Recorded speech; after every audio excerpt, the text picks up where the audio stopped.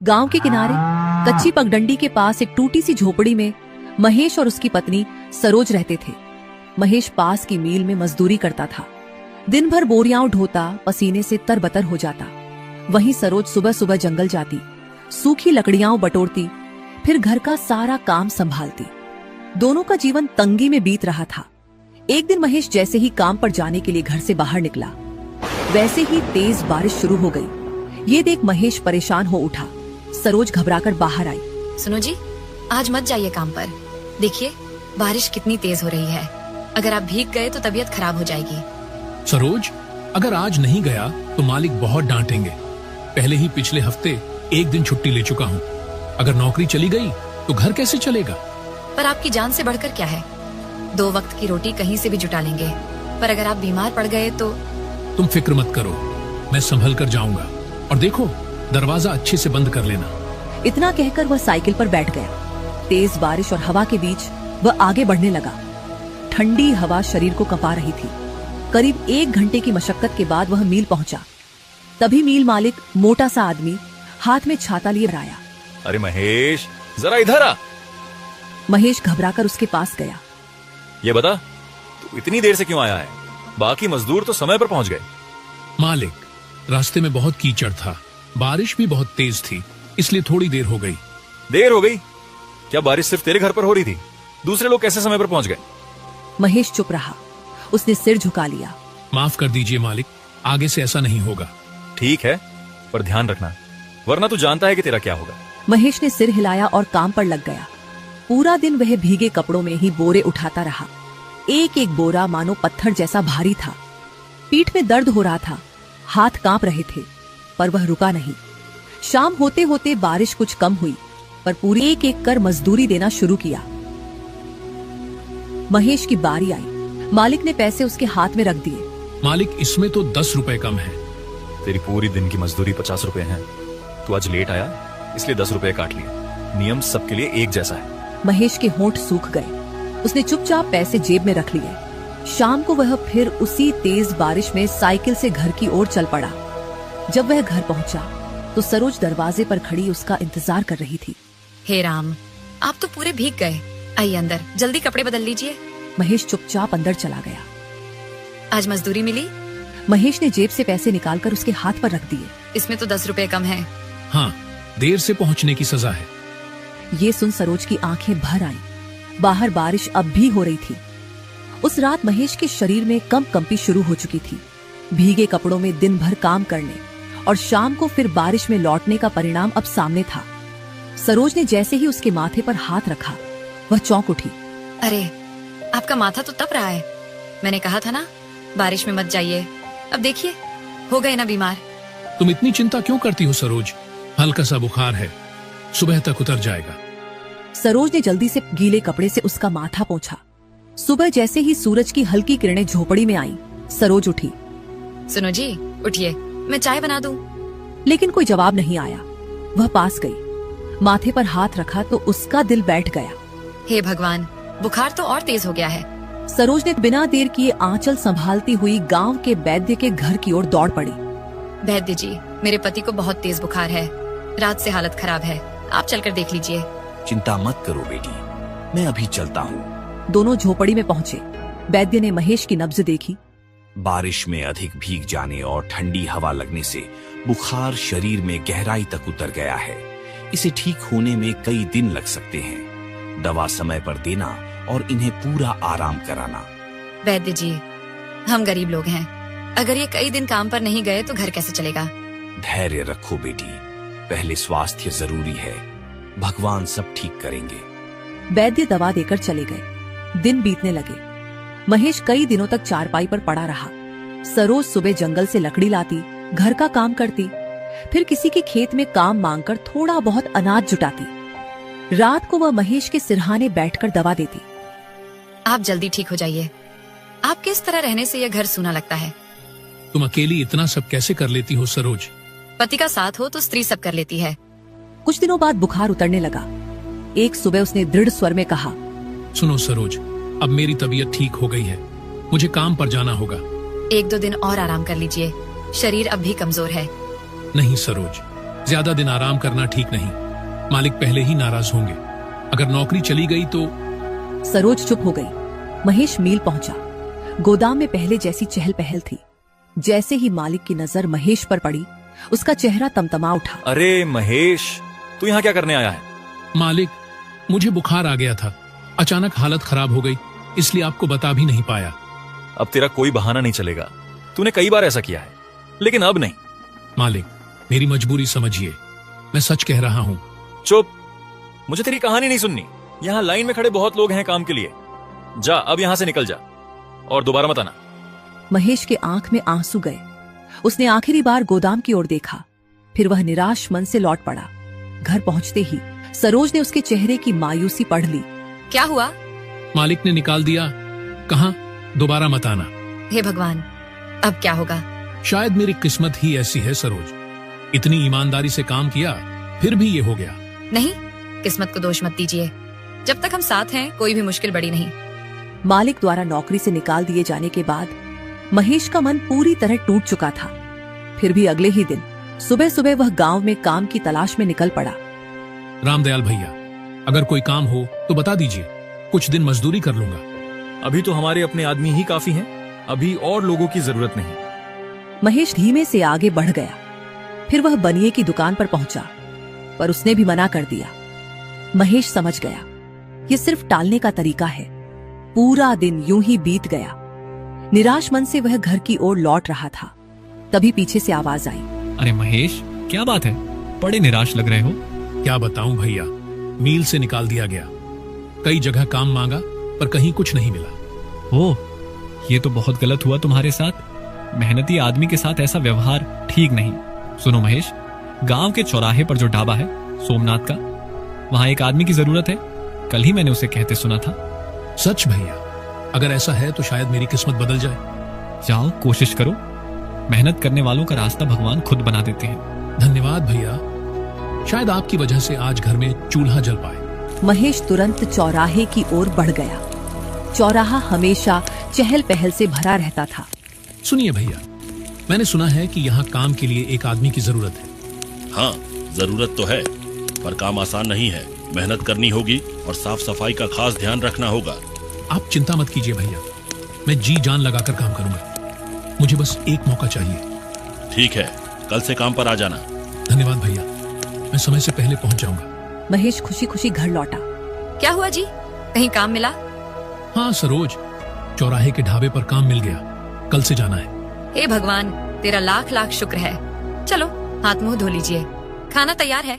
अगली सुबह महेश बिना देर किए ढाबे पर पहुंच गया। सोमनाथ पहले से मौजूद था। अरे, आ गए महेश। अच्छा है, समय के पाबंद लगते हो। सुनो, तुम्हारा काम है ग्राहकों को ठीक से खाना खिलाना, मेजों की सफाई करना और बर्तनों को चमका कर रखना। पर ध्यान रहे, किसी भी ग्राहक की कोई शिकायत नहीं होनी चाहिए। आप बेफिक्र रहिए मालिक, मैं पूरी लगन से काम करूंगा। दिन भर महेश इधर उधर दौड़ता रहा। मेज साफ की, पानी परोसा, रोटियां पहुंचाई और बाद में बर्तन मांजे। शाम तक उसका शरीर थककर चूर हो गया था। रात को सोमनाथ ने मजदूरी के साथ कुछ बचा हुआ खाना भी दे दिया। ले जाओ, घर पर काम आएगा। घर पहुंचते ही सरोज ने दरवाजा खोला। आ गए जी? कैसा रहा पहला दिन? काम थोड़ा ज्यादा था, पर मन को सुकून है। अब लगता है फिर से कुछ कर पाऊंगा। देखो, आज कुछ सब्जी भी लाया हूँ। सरोज की आंखों में खुशी झलक उठी। दोनों बैठकर साथ खाना खाने लगे। अगली सुबह महेश फिर समय से पहले ढाबे पर पहुंचा। अब वह पूरे मन से काम में जुट गया। तभी सोमनाथ ने उसे पास बुलाया। सुनो महेश, मुझे थोड़ी देर के लिए घर जाना है। तुम ग्राहकों का ठीक से ध्यान रखना। मैं कुछ ही देर में लौट आऊंगा। ठीक है मालिक, आप निश्चिंत होकर जाइए, सब संभाल लूंगा। सोमनाथ चला गया। अब पूरे ढाबे की जिम्मेदारी महेश पर थी। वह तेजी से काम में लग गया। कुछ देर बाद एक पतला दुबला कमजोर सा आदमी ढाबे के पास आकर खड़ा हो गया। सुनो भैया, कल से कुछ नहीं खाया है। अगर हो सके तो थोड़ा सा खाना दे दीजिए। भगवान आपका भला करेगा। महेश ठिठक गया। सुनो भाई, ये ढाबा मेरा नहीं है। मैं भी यहाँ नौकर हूँ। मैं यूं ही खाना नहीं दे सकता। आदमी की आंखों में आंसू आ गए। ऐसा मत कहिए भैया, 2 निवाले से आपके यहाँ क्या कमी आ जाएगी। भूख बहुत तेज लगी है, दया कीजिए। एक प्लेट खाने से क्या ही फर्क पड़ेगा। भूखे को खिलाना तो पुण्य का काम है। ठीक है भाई, आप बैठ जाइए, मैं आपके लिए खाना लाता हूँ। महेश ने एक प्लेट में रोटी और सब्जी परोसी और उसके सामने रख दी। वह आदमी ऐसे खाने लगा जैसे कई दिनों से भूखा हो। भैया, अगर थोड़ा और मिल जाए तो। ठीक है, अभी लाता हूँ। उसने आधी प्लेट और दे दी। आदमी ने पेट भरकर खाना खाया। भगवान आपका भला करे। महेश के मन में संतोष था। उसी समय सोमनाथ लौट आया। उसने आते ही एक नजर ढाबे पर डाली। उसे अंदाजा हो गया कि आज खाना कुछ ज्यादा खर्च हुआ होगा। कुछ देर बाद बाकी ग्राहक पैसे देकर चले गए। सोमनाथ बैठकर हिसाब लगाने लगा। अचानक उसका चेहरा सख्त हो गया। सुनो महेश, यहाँ 2 प्लेट खाने के पैसे कम हैं, ये कैसे हुआ? मालिक, अभी एक भूखा और कमजोर आदमी आया था। वह बहुत विनती कर रहा था। मैंने उसे 1 प्लेट खाना दे दिया। ये सुनते ही सोमनाथ का चेहरा लाल हो गया। अबे, तूने ये ढाबा अपने बाप का समझ रखा है क्या, जो मुफ्त में खाना बांट रहा है? मालिक, मैंने पहले मना किया था, पर वह बहुत गिड़गिड़ाने लगा। मुझसे देखा नहीं गया। चुप, तुझे पता है तूने कितना नुकसान किया है? तेरी 2 दिन की मजदूरी भी उतनी नहीं है। गुस्सा मत कीजिए मालिक, आप वो पैसे मेरी मजदूरी से काट लीजिए। ओह, बड़ा दानवीर समझता है अपने आप को। एक तो मुफ्त में खाना खिला दिया, ऊपर से मुझसे जुबान लड़ाता है। तभी सोमनाथ ने पास रखा डंडा उठा लिया। अभी बताता हूँ तुझे नियम तोड़ने का अंजाम। वह महेश को पीटने लगा। महेश ने न विरोध किया न हाथ उठाया, बस चुपचाप मार सहता रहा। ढाबे के पास से गुजरते लोग रुककर तमाशा देखने लगे, पर किसी ने आगे बढ़कर उसे बचाने की कोशिश नहीं की। महेश के शरीर पर डंडे के निशान पड़ गए और आंखों में आंसू थे। उठ और यहाँ से निकल जा। तू मेरे भरोसे के लायक नहीं है। अब तक तूने जो भी काम किया, उसके सारे पैसे उसी खाने में कट गए जो तूने मुफ्त में खिलाया था, समझा? ये सुनते ही महेश की आंखों से आंसू बह निकले। वह धीरे धीरे उठकर बिना कुछ बोले ढाबे से चला आया। शाम ढल चुकी थी। घर के दरवाजे पर सरोज खड़ी उसका इंतजार कर रही थी। जैसे ही उसने महेश को देखा, उसके कदम ठिठक गए। अरे ये क्या हुआ जी, आपकी ये हालत कैसे हुई? सरोज, यह सब ढाबे वाले सोमनाथ ने किया है। मैंने गलती से एक भूखे आदमी को मुफ्त में खाना खिला दिया। क्या भूखे को खाना खिलाने पर उसने तुम्हें इतना मारा? सुनो जी, अब हम चुप नहीं रहेंगे। बहुत हो गया, कभी मील कभी ढाबा। हम कब तक इन लोगों का अन्याय सहते रहेंगे? चलो सरपंच से शिकायत करते हैं। नहीं सरोज, मुझे नहीं लगता कि सरपंच हमारी बात सुनेंगे। क्यों नहीं सुनेंगे? क्या इस दुनिया में गरीब की कोई जगह नहीं है? कल हम सरपंच के पास जरूर जाएंगे। महेश चुप रहा। उसके मन में अपमान की आग जल रही थी। अगली सुबह गांव के चबूतरे पर सरपंच कुछ लोगों के साथ बैठे थे। महेश और सरोज वहां पहुंचे। सुनिए सरपंच जी, कल सोमनाथ ने एक गरीब आदमी को खाना खिलाने के बदले मेरे पति को बहुत पीटा। आप बताइए, किसी भूखे को खाना खिलाने पर इस तरह मारना ठीक है क्या? सरपंच ने गंभीरता से सुना, फिर बोले, देखो सरोज, सोमनाथ ने पीट कर गलती की है, पर महेश को भी ऐसा नहीं करना चाहिए था। ढाबा उसका है, बिना उसकी इजाजत किसी को मुफ्त में खाना देना सही नहीं। पर सरपंच जी, मैंने क्या गलत किया? एक आदमी भूखा था, अगर उसे खाना दे दिया तो ढाबे में क्या कमी आ गई? तुम्हारी भावना गलत नहीं है महेश, लेकिन नियम भी तो होते हैं। ढाबा सोमनाथ का है, तुम्हारा नहीं। ये क्या सरपंच जी, आप भी उसी की बात को सही मान रहे हैं? क्या हम जैसे लोगों का इस दुनिया में कोई अस्तित्व नहीं? अगर आपने कुछ नहीं किया तो हम इसका फैसला कहीं और से करवाएंगे, ये आप जान लीजिए। ठीक है महेश, मैं सोमनाथ से बात करूंगा। उससे पूछूंगा कि उसने मारपीट क्यों की। महेश और सरोज वहां से लौट आए। घर आकर दोनों चिंतित बैठे थे। देखो जी, हमारा सरपंच भी उसी की तरफदारी कर रहा है जिसने हमारे साथ इतना गलत किया। इतनी मुश्किल से एक काम मिला था, पर उस दुष्ट सोमनाथ ने मार मार कर यह हाल कर दिया। सरोज, सोमनाथ पैसे वाला है, इसलिए सरपंच भी उसका साथ दे रहा है। लेकिन अब मैं चुप नहीं बैठूंगा। अपने अपमान का जवाब लेकर रहूंगा, चाहे जो हो जाए। आप क्या करने वाले हो जी? कोई गलत कदम मत उठाइए। महेश ने कोई उत्तर नहीं दिया।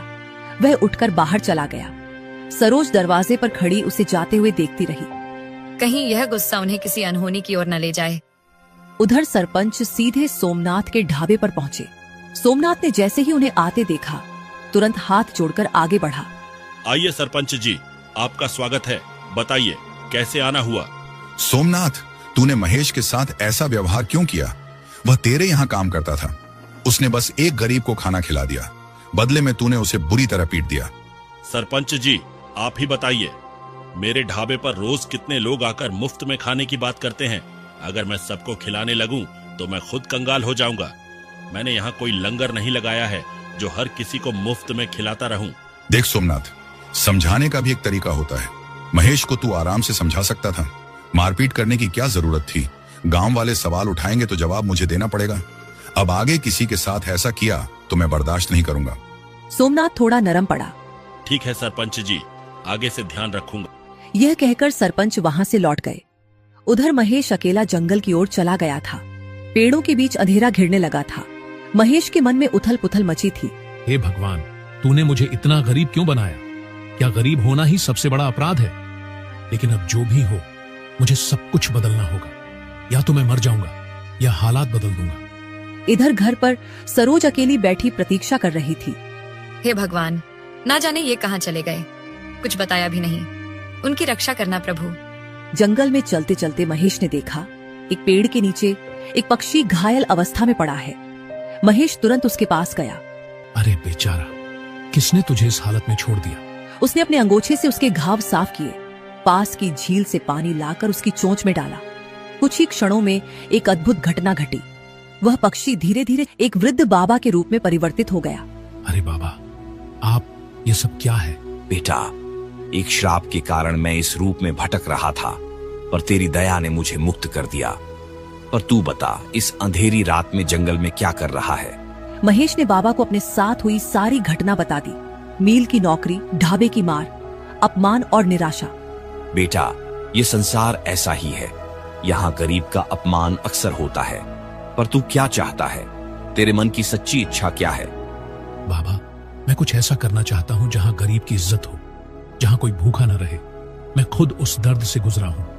मैं नहीं चाहता कि कोई और अपमान सहे। महेश, तेरे मन में सच्चाई है। आज के समय में ऐसे लोग बहुत कम होते हैं जो दूसरों के लिए सोचें। यह कहकर बाबा ने अपनी पोटली से एक माला निकाली। यह एक जादुई माला है। इससे जो भी तू मांगेगा वह तुझे मिल जाएगा। पर ध्यान रहे, यदि तू लालच में आकर कुछ गलत मांग बैठा तो इसका परिणाम भी वैसा ही होगा। महेश ने माला दोनों हाथों में ली। मैं वचन देता हूँ बाबा, इसका उपयोग केवल अच्छे काम के लिए करूंगा। तेरा समय बदलेगा बेटा, पर याद रख, सबसे बड़ी शक्ति दया और संयम है। इतना कहकर बाबा धीरे धीरे प्रकाश में विलीन हो गए। महेश ने माला को सीने से लगाया और घर की ओर चल पड़ा। उधर दरवाजे पर खड़ी सरोज की आंखें रास्ते पर टिकी थीं। तभी दूर से महेश आता दिखाई दिया। सरोज दौड़कर उसके पास पहुंची। सुनो जी, आप कहाँ थे? मैं कब से आपका इंतजार कर रही थी। सरोज, अंदर चलो, सब बताता हूँ। दोनों झोपड़ी के भीतर आए। सरोज, आज जंगल में मेरे साथ एक अद्भुत घटना हुई। महेश ने जंगल में हुई सारी बात विस्तार से बता दी। क्या सच में हम जो भी इससे मांगेंगे वह बनकर तैयार हो जाएगा? हाँ, बाबा ने ऐसा ही कहा था, लेकिन उन्होंने चेतावनी भी दी थी, लालच नहीं करना। तो चलो इसे परख कर देख लेते हैं। महेश ने माला हाथ में ली, आंखें बंद की। हे जादुई माला, हमारे लिए एक थाली स्वादिष्ट भोजन तैयार कर दो। जैसे ही उसने कहा, उनके सामने एक खाली थाली में गर्म गर्म रोटियां, सुगंधित सब्जी प्रकट हो गया। अरे, ये तो सच में इच्छा पूर्ति करने वाली माला है। अब देखना सरोज, मैं वही करूंगा जिसका मैंने सपना देखा है। अगले ही दिन महेश ने गांव के पास पड़ी एक खाली दुकान साफ की। माला की सहायता से उसने बर्तन, मेजे और खाना बनाने का सामान जुटा लिया। अब देखना कैसे हमारे दिन बदलते हैं। हाँ, पर याद रखना, हमारा उद्देश्य सिर्फ कमाई नहीं, सेवा भी है। कुछ ही देर में एक बूढ़ी औरत लाठी टेकती हुई आई। बेटा, कई दिनों से कुछ नहीं खाया, थोड़ा सा खाने को मिल जाता तो शरीर को सहारा मिल जाता। क्यों नहीं माँ जी, ये सब आप लोगों के लिए ही तो है। बैठिए, मैं अभी भोजन लगाता हूँ। उसने माला से स्वादिष्ट भोजन तैयार किया और थाली में परोस दिया। बूढ़ी अम्मा ने पेट भरकर खाया। कुछ देर बाद वो महेश से बोली, बेटा, यह खाना तो बहुत स्वादिष्ट है। भगवान तुझे खूब आगे बढ़ाए। महेश और सरोज के चेहरे पर संतोष झलक उठा। तभी दो आदमी दुकान पर आए। भाई, 2 प्लेट खाना लगा देना। महेश ने उन्हें भी भोजन परोसा। खाना खाने के बाद वे बोले, बताइए भैया, कितने रुपए हुए? 2 प्लेट के 20 रुपए हुए। क्या? इतने कम पैसों में इतना स्वादिष्ट खाना? ये सब भगवान की कृपा और आप लोगों का आशीर्वाद है। दोनों ग्राहक संतुष्ट होकर चले गए। धीरे धीरे महेश की दुकान की चर्चा पूरे गांव में फैलने लगी। उधर सोमनाथ के ढाबे पर भीड़ कम होने लगी। आखिर लोग मेरे ढाबे पर क्यों नहीं आ रहे? सोमनाथ भाई, तुम्हें पता नहीं, गांव में महेश ने नई खाने की दुकान खोली है। लोग वहीं जा रहे हैं। उसका खाना बहुत स्वादिष्ट है। क्या उस भिखारी ने दुकान खोल ली? अभी कुछ दिन पहले तो मेरे यहाँ नौकरी मांग रहा था। अचानक यह सब कैसे? पता नहीं, पर आजकल उसकी खूब बिक्री हो रही है। सोमनाथ के मन में जलन और संदेह घर करने लगा। कुछ तो रहस्य है। बिना पैसे के अचानक दुकान कैसे खोल ली? जरूर कोई चाल है।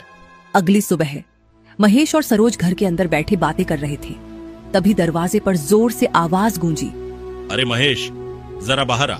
सोमनाथ की कड़क आवाज सुन महेश भी घबराया हुआ बाहर आया। सोमनाथ, तुम यहाँ क्या करने आए हो?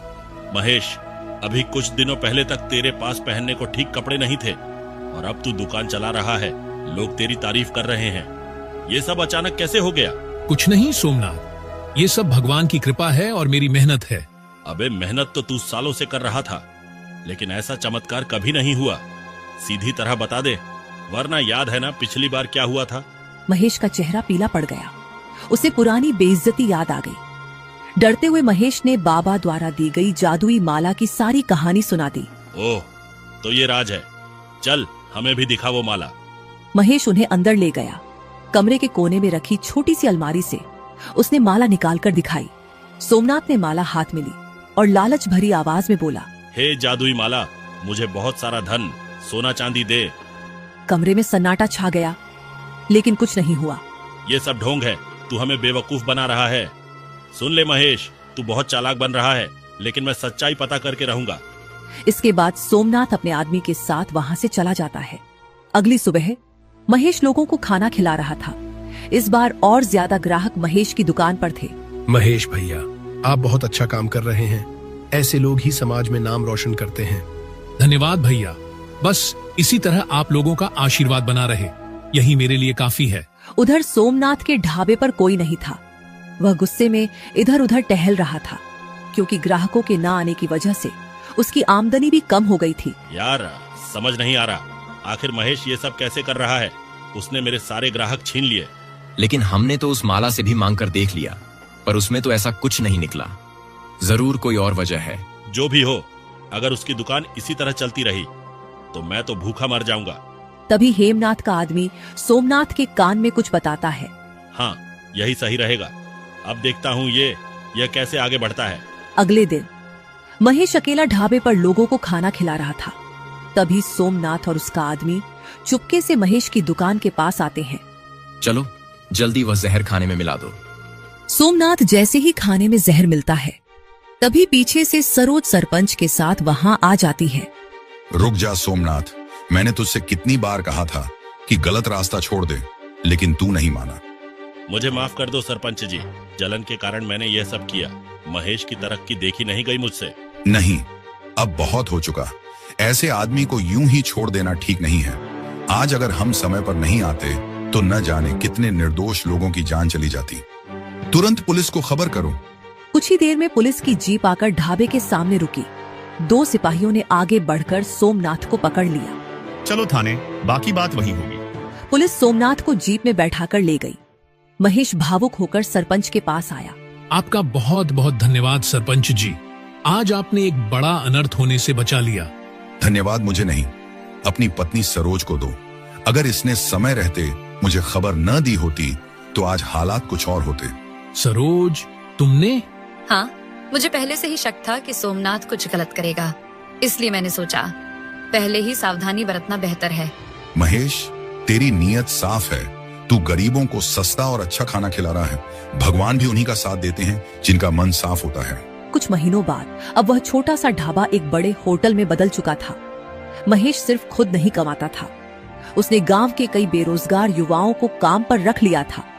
सरोज, जादुई माला ने रास्ता दिखाया, लेकिन असली ताकत मेहनत और नेक नियत में है।